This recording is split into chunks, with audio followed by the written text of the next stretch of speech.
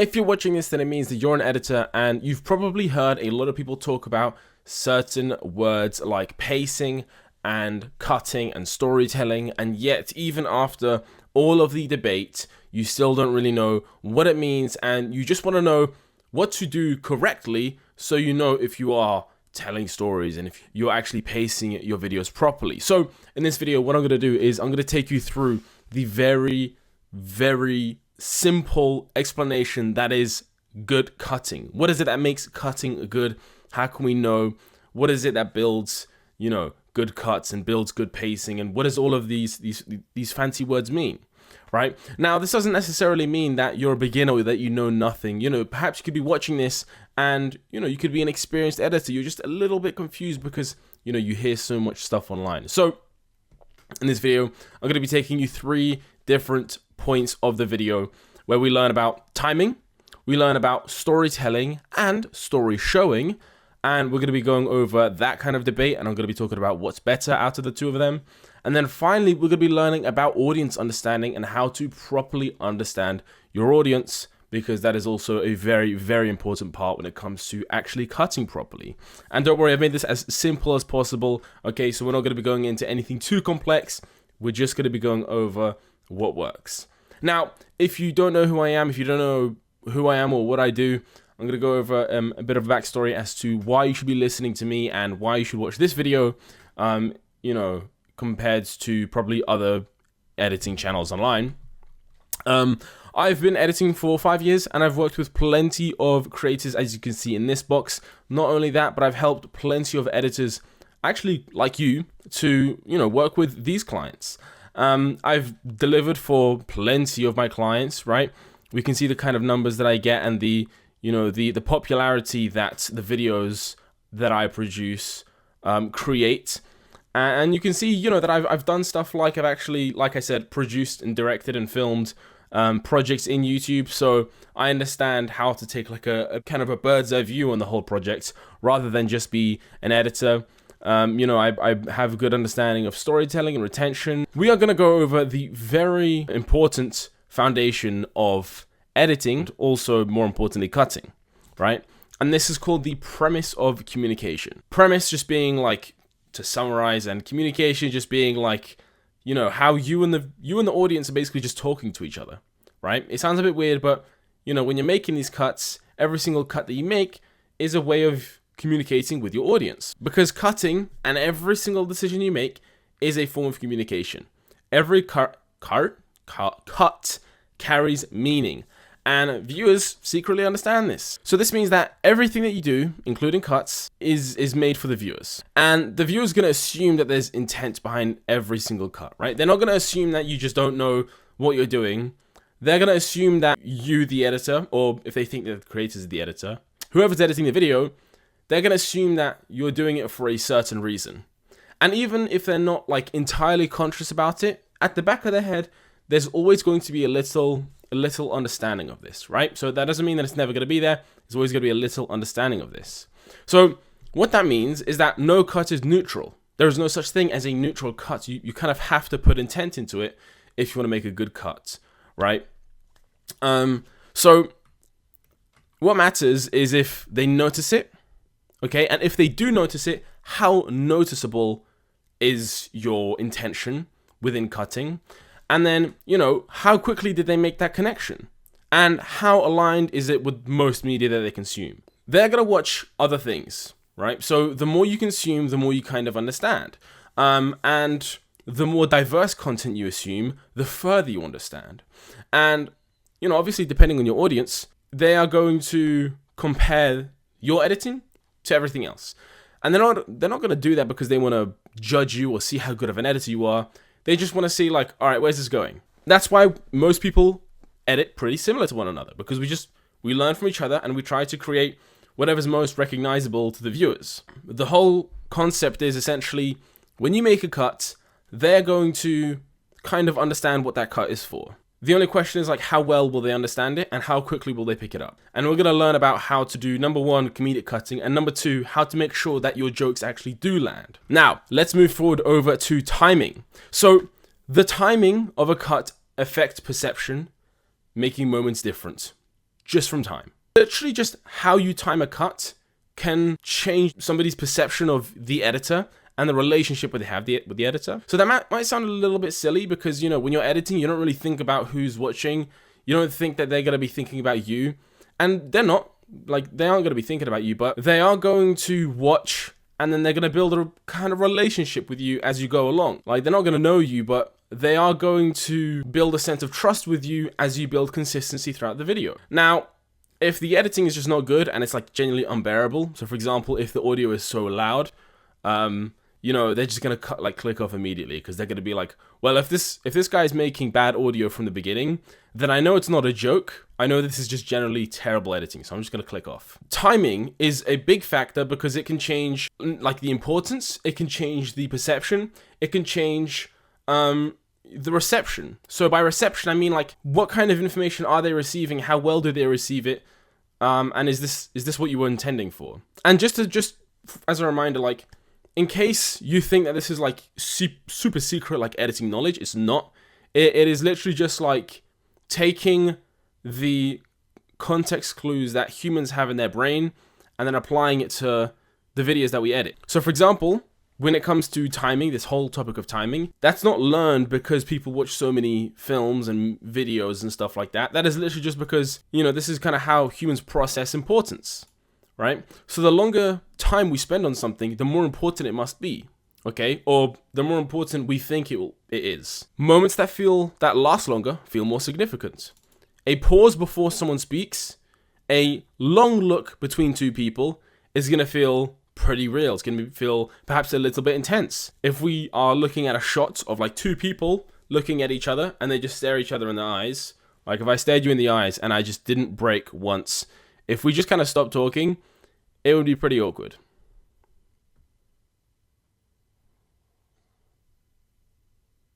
If you cut earlier, if you cut later, if you don't cut at all, that can change how somebody feels about the video, right? And about the person in the video. What we do, just in general, our brains, we assign, that makes me look like I'm losing hair, doesn't it?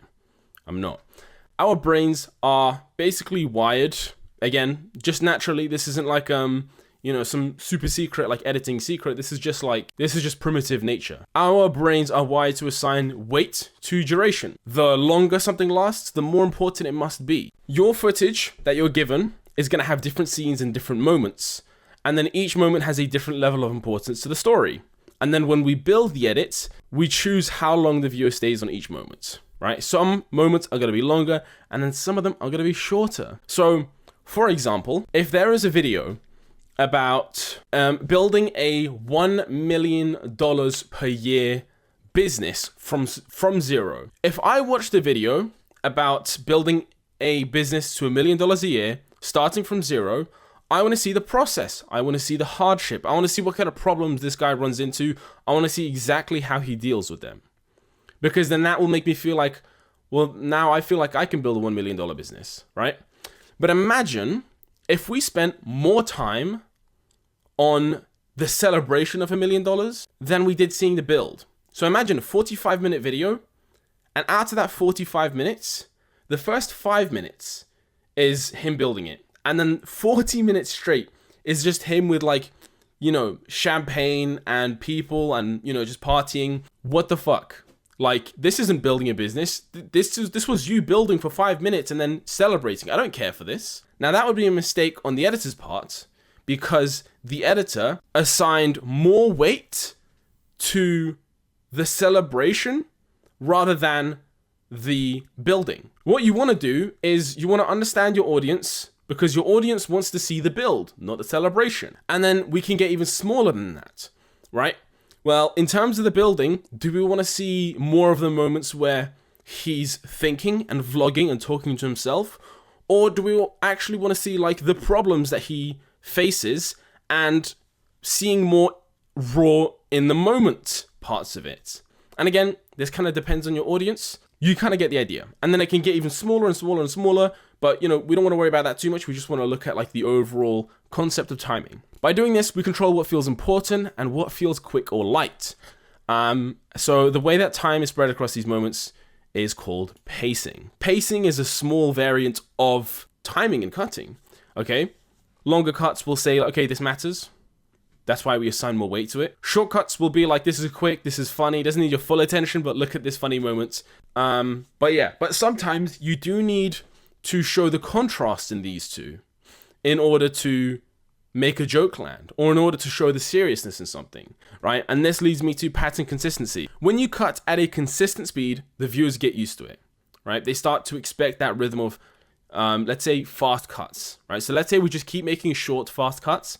They're going to expect it the longer it goes on. Imagine having a best friend, and then you trust this best friend with all of the details of your life. And then you guys think one day, let's build a business together, let's do this, yada, yada, yada. 20 years down the line, 30 years down the line, you keep, working together, you stay loyal. And then obviously, because you've been best friends for 30 years, you expect this loyalty and this goodwill all the time.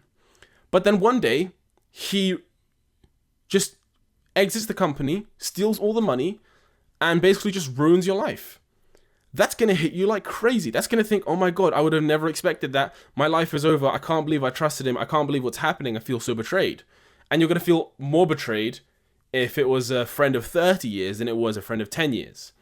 And then, 5 years and stuff like that. So the longer it goes on, the more that contrast hits you. So we have long cuts and shortcuts. Now imagine if we took those long cuts and shortcuts, what we can do is we can create pattern in build-up. The more these shortcuts happen, the more that they start to expect it. And then at some point, they're just going to assume this is normal, this is going to happen forever. As viewers start to see this more and more, they're like, okay, it's just going to be like this. Then you break their trust by going over the short amount. So let's say they'll reach like this point, and they'll be like, they'll reach like past this point. And they'll be like, oh, okay, this isn't a shortcut. Why is it taking so long? And then this is where their trust breaks, but it's important to kind of take these risks because it makes it so much worthwhile. Because you can't make every single cut short, it's just going to get boring. So what we do is we make them long, and then the trust is going to go down, but as soon as they reach like the purpose, like the payoff, let's just call this the payoff, right? They're going to realize the payoff, they're going to realize the joke, it's going to land, and then their trust is going to go way back, all the way up. I don't know why I said way back. It's going to go all the way up. So now the baseline of trust, let's just say this is trust, is here, right? And not down here. So they now trust you more because they're like, wow, that was one good joke. Good one, editor. You're really good at your job. What's going to happen is they're going to, you break that trust, and then they go from comfortable to uncomfortable because they notice there's a change. And again, this is how you talk to the viewer. The more trust you build, the more likely they're going to watch till the end. If they can see that you're clever with the editing and that you don't miss things and the video is just good, this is just what good editing is. It's like building trust with the viewer. Then they're going to watch until the end. And every single time you make them uncomfortable, they're going to trust you more to bring them back to comfortable. So now we're going to move over to storytelling versus story showing, right? So far we've covered timing and we've covered how timing works, right? We've covered that the more you show something, the more it matters, or the viewer's going to think it matters. And the less you show something, the less important it is. The same applies with, not just like on a narrative level, but also on like a cutting level. Because obviously, as funny as some jokes may be and some punchlines may be, they don't actually add to the story. So that's why we make a lot of jokes really quick. That's why you'll see like in a Mr. Beast video, when somebody makes a joke, it'll be in between the music. It'll be in between the build-up because they don't really matter as much as everything else. Now we're going to be talking about storytelling and story showing, because these are two different terms that I hear quite often. And a lot of editors say that story showing is better than storytelling. A lot of editors just say storytelling because, why not? That's just what we get impressions nowadays. But what I want to do here is I want to kind of show you the both of them. I want to show you the difference. I want to kind of put the debate of what matters more. These are both terms that are used quite often without people fully explaining why. And the general idea is that story showing takes more skill, and storytelling is what lazy editors do when they don't have to cut properly. But these are two different things, right? So, you'll probably hear this expression at some point within your editing career of show, don't tell, right? My highlighter is not working, but hopefully you can see that. Show, don't tell. What this means is that showing means letting your readers experience the story, or letting your audience experience the story, and then telling them just means explaining the story to them. Now, what I'm going to do is I'm going to kind of explain how both of these work and how the act of actual storytelling, not the technique, the whole thing, editing in general, right? Editing has two forms. These two forms are based off of an idea called diegesis, which I'm about to get into. This is all going to make sense. You just need to kind of bear with me because it is pretty difficult to explain. Diegesis is about where you take, or where you place the viewer. So there's going to be two forms within diegesis, right? We're going to have diegetic editing, where the viewer feels like they are actually inside the video and they're experiencing things alongside the subject, like alongside whoever you're editing for. Non-diegetic is going to be the viewer feels like they're outside the video and they're a spectator. They're not actually there. They're not a part of it. They're spectating and they're being told what's happening. Now, diegesis is usually used for sound, right? So diegetic sound would be like the things that characters can hear, like footsteps or dialogue, or maybe a door closing, so things that are actually within the world. And then non-diegetic will be stuff like background music or narrator's voice, and we know that this is non-diegetic because, it's not like there's a narrator, like there'll be music being played from like a speaker or a phone, but that's diegetic. So when we watch, films, or when we watch videos or documentaries or stuff, we will recognize that both of these things are not real, therefore we know that this is like non-diegetic. This is mostly used for sound, but it still applies to cutting. But your cuts can either pull the viewer into the moment, or they can kind of tell them to step back a bit and just watch from afar. How do we do this in cutting? Well, we do that from either storytelling or story showing. Storytelling is kind of like your non-diegetic sound, right? So this is when you kind of cut that allows for commentary or summary, or just, again, general overview. Okay, so this is like when the viewers feel like they're actually outside of the video looking in. And then story showing is like diegetic sound, where they actually feel like they're there and they're looking at what's happening inside. This is going to be more so about somebody describing what's happening, and kind of you or your client guiding the viewer through the video. And this works well for, different turning points when they're kind of explaining to the viewer, okay, well, this is when things starts to go wrong, and this is when things starts to change, or yada, yada, yada. You're kind of guiding them, you're helping them, you're holding their hand and you're helping guide them through the video, right? So this is best for stuff like context and clarity and just, again, general overview, and checkpoints, checkpointing your parts of your video.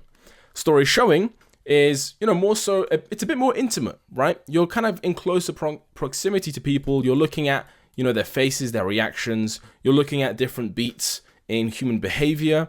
So you can see like, okay, like when you don't show any cuts, it makes people focus in on details. They're thinking, okay, well, something's happening. Maybe I should try and find out what's happening. Is that guy clenching his fist? Is he like about to leave? Is he about to say something? What's happening? Like they start to review, right? They feel like they're there in the room, like the drama's happening right there, or not drama, but whatever was happening in the video. It's for more like these kinds of intimate, in the moment details, right? You just kind of let them experience, right? You let them just feel what is happening. Okay, so this is kind of for immersion. The two details for this is for guidance. So storytelling is for guiding them.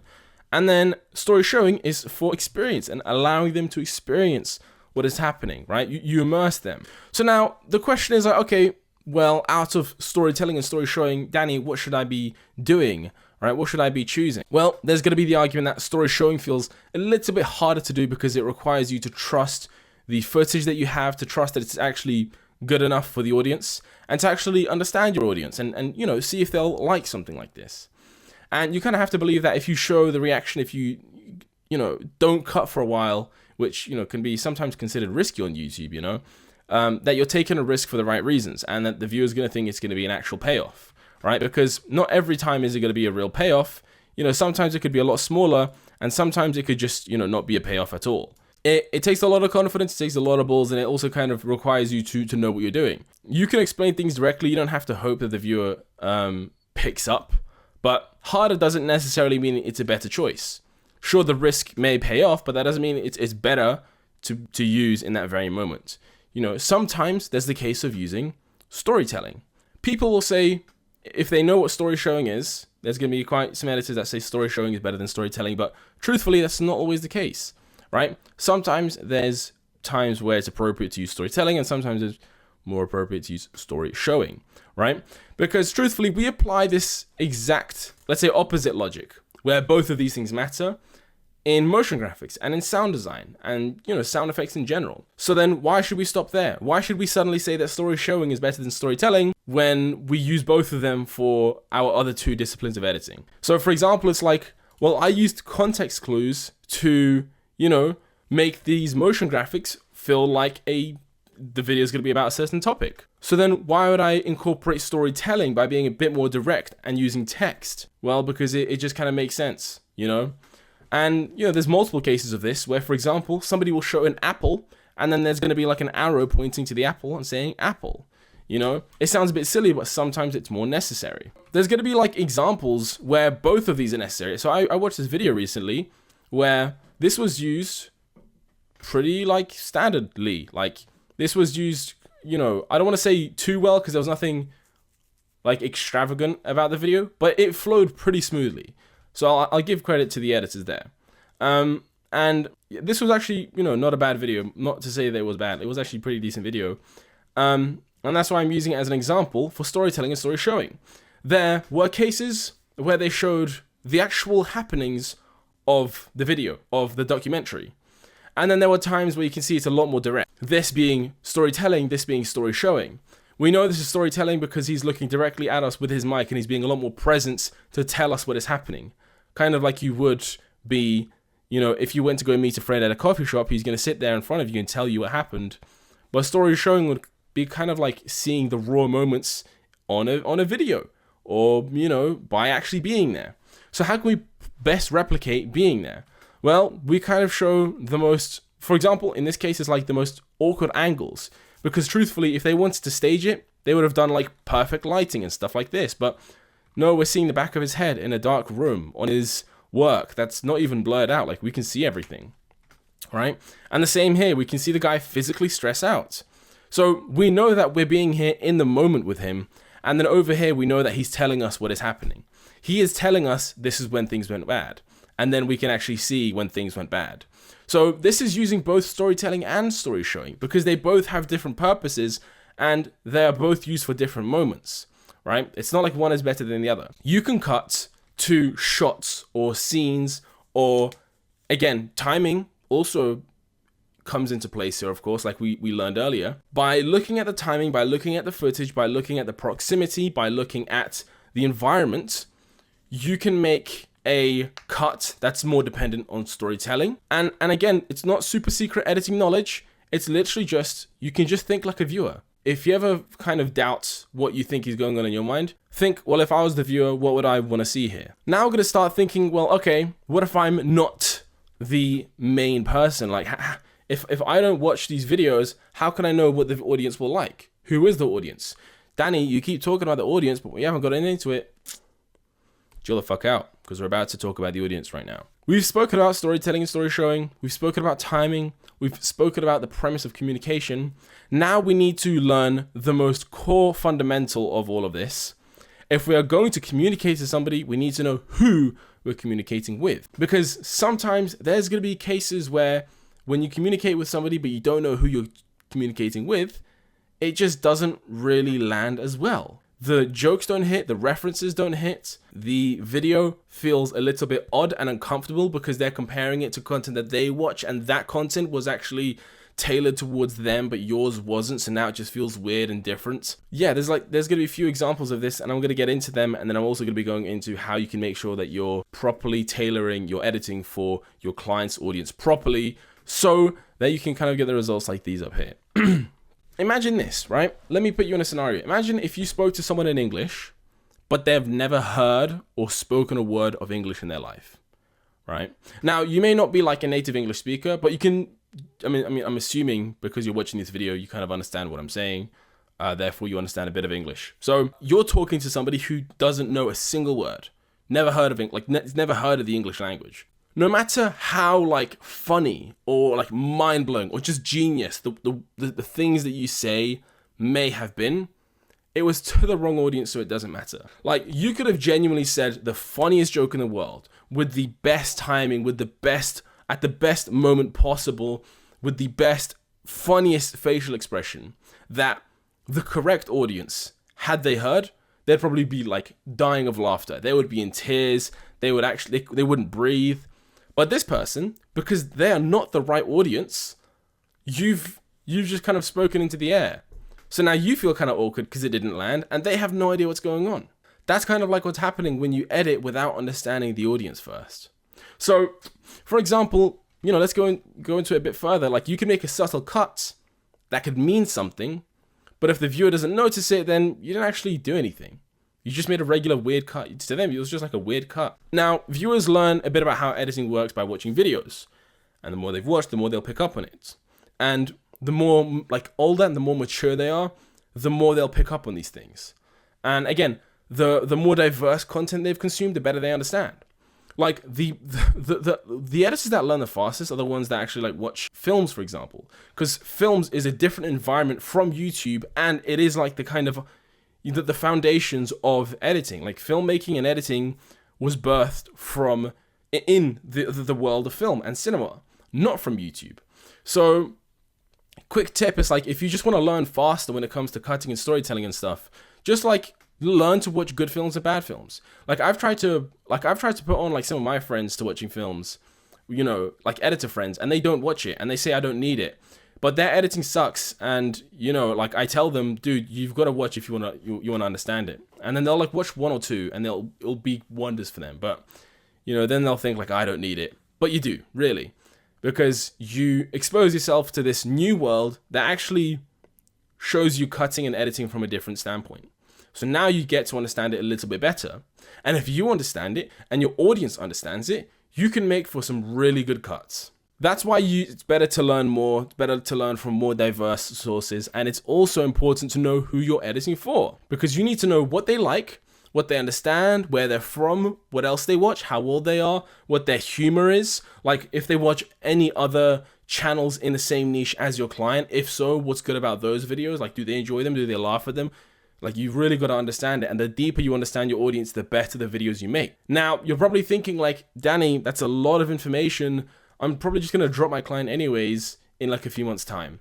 Well, number one to that, I'd probably say, like, the fact that you're even thinking about dropping your clients months in advance kind of reflects on your quality of editing. Number two is, like, even if that's the case, you're probably still going to operate in the same niche that shares this market of viewers. Therefore, you might as well get to understand the market anyways, because if you drop your current client, you're going to work with like the bigger fish who do understand this stuff. And if you want to get paid more, you do need to show proof that you understand how this works, right? So instead of like telling clients like, oh yeah, I watch your videos, I love your videos, they're like, I guarantee you they're not going to care. Like, tell them you know their audience, right? Because like if I was like editing like a kid's brain rot Roblox channel, you know, about like steal a brain rot or something, and if an editor told me like, yeah, I watch your videos, I'd be like, really? Why? Like, I didn't really make these videos for you. But if they told me like they completely understand it and they've worked with other other creators in the same niche for the same audience, then they'll be impressed, because you know who you're editing for. Therefore, you will know what they like. You will know what they're like, where they're from. You will know what they understand. And this is the only way you'll know how to truly edit best and make cuts that actually make sense, right? I actually don't remember why I put this here. I think this has got to do with the English thing, but you know, enjoy. Now, in practice, this can range. Again, your results can truly range. So with experienced audiences and probably older ones, they're going to notice small things. They're going to notice slightly longer pauses. They're going to notice a reaction shot that actually implies something. They're going to understand symbolic cuts, right? They're going to understand the subtleties. They're going to understand beats. And they're going to be able to read your quality of editing much better, even if they aren't an editor, because they've just watched more. They've experienced more. This is when kind of story showing works better. Like, it doesn't mean you always have to do it, but you know, the more experienced and the more kind of into it your audiences are, the more story showing works, right? So like film nerds, probably they won't really watch YouTube as much, but they will watch films. So that's why films have more story showing than they do storytelling, right? Because of the film nerds. Now, less experienced audiences, they need things to be a bit clearer, to be a bit more obvious, right? More direct. Now, this can be just straight up for kids. So kids content, they're going to say, this is the world's biggest, and then there's going to be like remember the apple? We point to the apple and we say, this is the world's biggest apple. And then somebody says, this is the world's biggest apple. And we need that, double layering of, to kind of confirm that it's the world's biggest apple, because our audience, they're just kids. They don't know a lot, right? They don't know, right?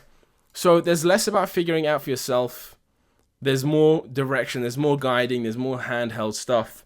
And this isn't about being smart or dumb. It's just about like how much they've watched and experienced, and this is just how much they understand editing.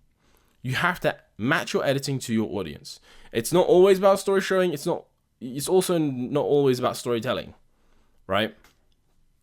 Your cuts will communicate if the viewer understands them. Remember, this is a language. Editing is a language. It's a form of communication. You have to make sure that your audience you can speak the same language as your audience. Is that about it? That is literally about it. So, to recap, right? Everything is a form of communication within your editing. Cuts included. In fact, it kind of inspired me to make this video. And within your cutting, depending on how you time it, whether it's longer or shorter, it'll matter more. Depending on the alignment of your short and long cuts, you can build trust, you can lose trust. And then, your cutting isn't always just cutting. It's whether you're showing or you're telling. Sometimes you need more telling, sometimes you need more showing. And again, that can be from a viewer perspective, from a video perspective, from a scenic perspective, or, whatever's more micro than scenes. I guess just small sequences within scenes, right? But you kind of get the idea. And again, like if you just wanna learn how this stuff is done, you can watch plenty of films. You can watch like other documentaries on YouTube, and obviously understand your audience. Learn to understand your audience.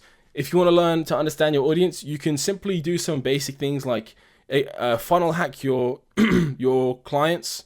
So look at their Instagram and their Instagram comments, look at their YouTube and YouTube comments, look at their Patreon, their Discord, any communities they may have, their merch site, or just, better yet, ask your clients. Like, it's not even that bad. You can low-key just ask your clients and say like, okay, tell me about your audience profile.